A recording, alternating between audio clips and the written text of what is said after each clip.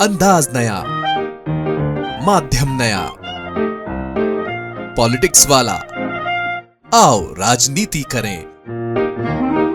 नमस्कार, पॉलिटिक्स वाला PM time में एक बार फिर आपका स्वागत है। मैं पंकज मुकाती। आज हम बात करेंगे बांग्लादेश की। हालांकि बांग्लादेश की बात पिछले 24 घंटों से चल रही है सारे चैनल्स पर, लेकिन यहाँ सबसे बड़ी बात यह है कि छात्रों ने एक पूरी सत्ता को हिला दिया। और आज ये जानना बेहद जरूरी है कि वे कौन से 3 छात्र हैं जिन्होंने सबसे बड़ी सत्ता को हिला दिया। बांग्लादेश की एक ऐसी प्रधानमंत्री जो पिछले 15 वर्षों से सत्ता में है, उन्हें सत्ता छोड़कर, देश छोड़कर भागना पड़ा। वे भी इस वक्त हिंदुस्तान में है और इसके पहले वे जब हिंदुस्तान आई थी 1 महीना पहले, तब वे प्रधानमंत्री थी और आज वे सेफ हाउस में है।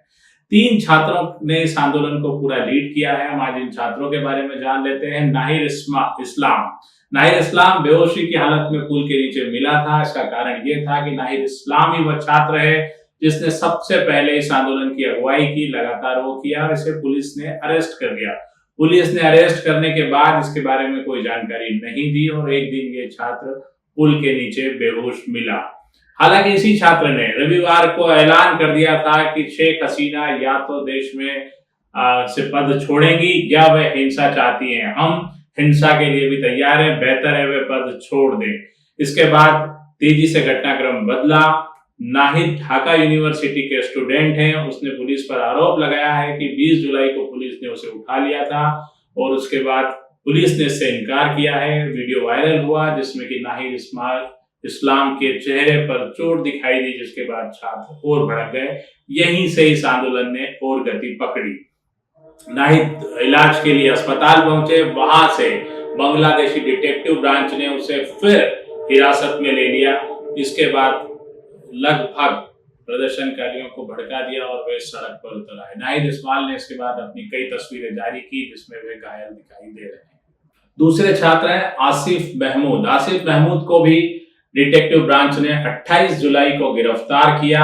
इसके बाद उनके 2 और साथियों को गिरफ्तार किया गया और उनके परिजन उनसे मिलने के लिए आए, लेकिन उन्हें मिलने नहीं दिया। 29 जुलाई को आसिफ महमूद के परिजनों को मिलने का मौका दिया, लेकिन तब तक पुलिस ने एक वीडियो इनसे जबरन बनवा लिया था जिसमें छात्रों से अपील कर रहे थे कि आंदोलन खत्म कर दें।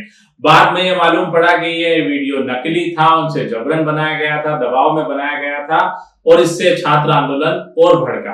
हालांकि इसके बीच काफी चीजें हुई और 1 अगस्त को जब छात्र बुरी तरह से आंदोलन पे आए, उन्होंने कहा कि नेताओं को छोड़ दिया जाए और आसिफ और 2 और साथियों को छोड़ने की मांग पर प्रदर्शन उग्र हुआ, तो पुलिस ने इन्हें छोड़ दिया। और उसके बाद पुलिस की सच्चाई सामने आई कि दबाव बनाकर छात्रों के बारे में नकली वीडियो बनाया था। इस वीडियो ने मामले को और भड़काया।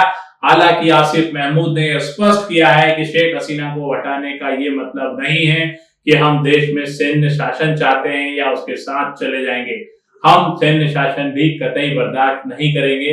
हमारा लोकतंत्र में भरोसा है। तीसरे स्टूडेंट का नाम है अबू बकर मजूमदार। इन्हें कई दिनों तक बंधक रखा गया और पुलिस ने इन्हें हिरासत में लिया और इनके बारे में कोई जानकारी नहीं दी।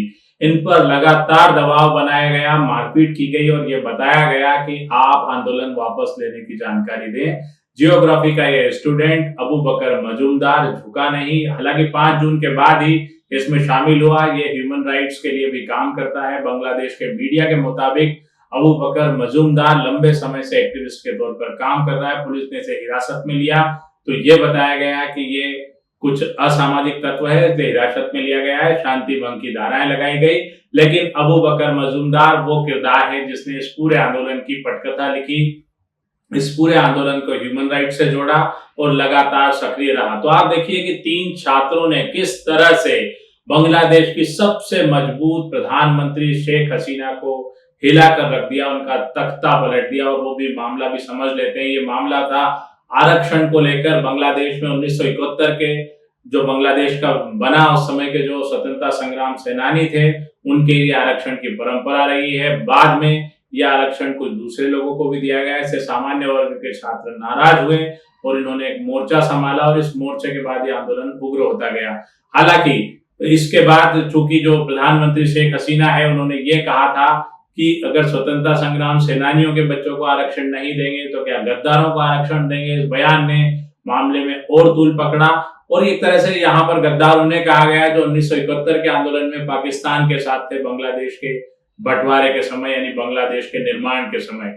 इस बात से छात्र और नाराज हुए और इसके बाद हाईकोर्ट ने 5 जून को, हाईकोर्ट ने माफ कीजिए, सुप्रीम कोर्ट ने बांग्लादेश की एक फैसला दिया कि आरक्षण की पुरानी व्यवस्था जारी रखी जाए, यानी आरक्षण सबको दिया जाए।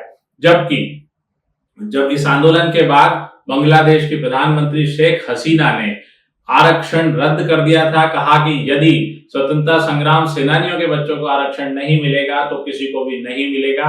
इसके बाद ये आंदोलन ने तूल पकड़ा।